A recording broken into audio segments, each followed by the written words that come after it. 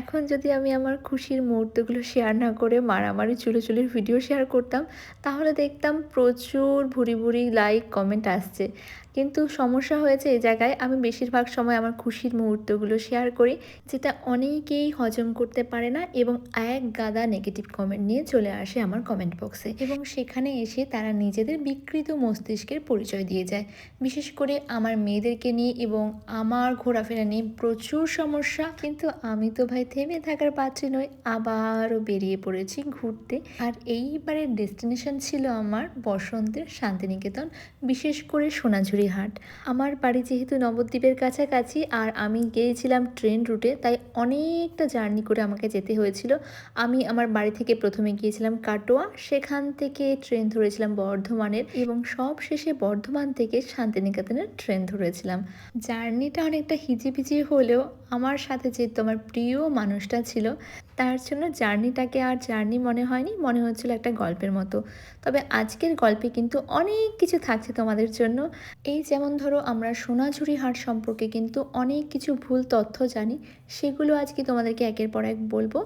এরপরে এমন একটা জায়গার সন্ধান দেব, মানে এমন একটা হোমস্টের সন্ধান দেব, যেখানে গিয়ে তোমরা একদম প্রকৃতির মাঝখানে থেকে নিজের জীবনটাকে সুন্দরভাবে উপভোগ করতে পারবে। তো চলো এবারে গল্পটা শুরু করা যাক। এই তো আমরা বোলপুর স্টেশন পৌঁছে গেছি। এইবারে চলে যাব আমরা আমাদের হোমস্টের উদ্দেশ্যে। আর এই হোমস্টেটা আমি গুগল সার্চ করতে করতে পেয়েছিলাম, যেটা কিনা ছিল একদমই আমার বাজেট ফ্রেন্ডলি, তার সাথে ইকো ফ্রেন্ডলি। নাম রয়েছে অলিভিয়া ইকোস্টে।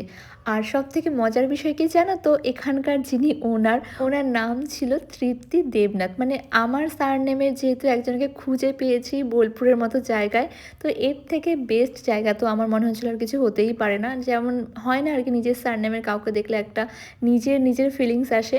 তো সেই জন্য আমি আরও এই জায়গাটাকে চুজ করেছিলাম। তার মধ্যে এমন সুন্দরভাবে হোমস্টেটাকে তৃপ্তি সাজিয়েছে, গেলে মনে হবে যে নিজের বাড়িতেই আমি রয়েছি। আচ্ছা চলো বেশি কথা না বলে হোমস্টেটা তোমাদেরকে একটু ঘুরেই দেখাই। প্রথমেই শুরু করছি আমাদের রুম দিয়ে। আমাদের রুমটা আমি নিয়েছিলাম ডবল বেডরুমে, আর এটা আমি অনলাইনেই বুক করেছিলাম। অনলাইনে পেমেন্ট করলেও আমাকে কিন্তু কিছু অ্যাডভান্স করতে হয়নি, পুরো পেমেন্টটা আমি ওখানে গিয়েই সেরেছিলাম। হোমস্টের প্রতি কটা কর্নার কিন্তু তৃপ্তি তার নিজের হাতে করে সাজিয়েছে। যে জিনিসগুলো দেখে আমার তো ভীষণই পছন্দ হয়ে গেছে। আর বিশেষ করে এখানকার ওয়াশরুম। আমি এমনিতে যে কোনো হোটেলে যখনই যাই, আমি আগে ওয়াশরুমটা চেক করি। যদি সেখানকার ওয়াশরুম পরিষ্কার পরিচ্ছন্ন না হয়, আমার মনে হয় বেডরুম একটুখানি নোংরা থাকলেও চলবে, কিন্তু ওয়াশরুম একদম নিট অ্যান্ড ক্লিন থাকা যায়, যেটা আমি পেয়েছিলাম।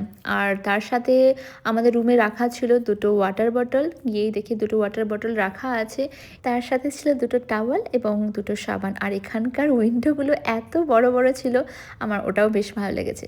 তারপর স্নান দান করে আমরা চলে গেছিলাম লাঞ্চ করতে। এখানে কিন্তু লাঞ্চ, ডিনার, ব্রেকফাস্ট সব কিছুর ব্যবস্থা রয়েছে, ঘরোয়া রান্না। আর সব থেকে বড় ব্যাপার কি জানো তো, এই তোমরা যাই রান্নাবান্না খাবে না, সব কিন্তু সবজি এখানেই চাষ হয়। আমাদের ওই দিনকে লাঞ্চের মেনুতে ছিল গোটা গোটা শিম ভাজা, ডাল, বাঁধাকপি দিয়ে মাছের মাথা দিয়ে একটা তরকারি, তারপরে ছিল মাছের একটা কারি এবং সোনাই মাছ খাবে না করে ওর জন্য নেওয়া হয়েছিল একটা ডিম অমলেট। আর ডিম অমলেটটাও ছিল একদম জাম্বো সাইজের। প্রথমে না এই শিম ভাজাগুলো দেখে আমি একটু অবাক হয়েছিলাম, কারণ এরকম টাইপের শিম ভাজা আমি প্রথমবার খাচ্ছি। তবে খাওয়ার পর মনে হচ্ছিল যে আমি এরকম টাইপের শিম ভাজা আগে কেন খাইনি, কেন নিজে আগে রান্না করিনি। আর যেহেতু এগুলো একদমই নিজের মাঠে চাষ করা হয়, তার জন্য ওটার টেস্ট মনে আরও দ্বিগুণ হয়ে গেছিলো। শেষ পাতে ছিল খেজুর, কুল এসব দিয়ে মিক্সড একটা আচার, তার সাথে পাঁপড়। এতটা দূর জার্নি করে আসার পরে যে ঘরোয়া একটা রান্নার স্বাদ, এই স্বাদটা মনে হয় না কিছুর সাথে মিক্সড করা যাবে। আমি তো ভীষণ ভালো খেয়েছি, বিশেষ করে বাঁধাকপিটা খুব ভালো খেয়েছিলাম। আমি সেকেন্ড টাইমও চেয়ে নিয়েছিলাম। অন্য কোথাও হলে হয়তো আমি চেয়ে নিতে পারতাম না, কিন্তু এখানকার যেহেতু একটু আমার নিজের ব্যাপার মনে হচ্ছিল, তাই চাইতে আর আমার কোনো লজ্জা লাগেনি তখন। যাই হোক, খাওয়া দাওয়া সেরে তারপর আবার রুমে চলে এসেছিলাম এবং রেডি হয়ে তারপর বেরিয়ে পড়েছিলাম সোনাঝুরি হাটের উদ্দেশ্যে। তো সোনাঝুরি হাট সম্পর্কে বাকি যেই তথ্যগুলো তোমাদের সাথে আমার শেয়ার করা রয়েছে, সেটা হলো, আমি এতদিন পর্যন্ত জানতাম, মানে আমার মতো অনেকেই হয়তো এতদিন পর্যন্ত জানতে, যে শুধুমাত্র শনিবার করেই সোনাঝুরি হাট খোলা থাকে, যেটা একদমই ভুল। আমিও জানতাম। ওখানে গিয়ে আমি জানতে পারি শুধু শনিবার নয়, সপ্তাহের প্রত্যেকটা দিন, শুধুমাত্র বুধবার ছাড়া।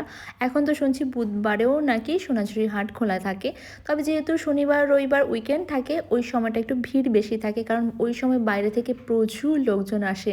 তো এটাই জানানোর ছিল তোমাদের সাথে, আর তার সাথে অলিভিয়া ইকোস্টের আর বাকি কিছু ভিডিও আমি তোমাদের সাথে শেয়ার করলাম, যেগুলো না করলেই নয়। ছোটোখাটো একটা একদম নির্ভেজাল হোমস্টে, যেখানটায় গেলে আমার মনে হয় তোমরা ঘরোয়া একটা পরিবেশ পেতে পারো। বাকি ডিটেলস আমি কমেন্টে দিয়ে রাখলাম, তোমাদের যদি প্রয়োজন হয় তোমরা সেখান থেকে দেখে নিও।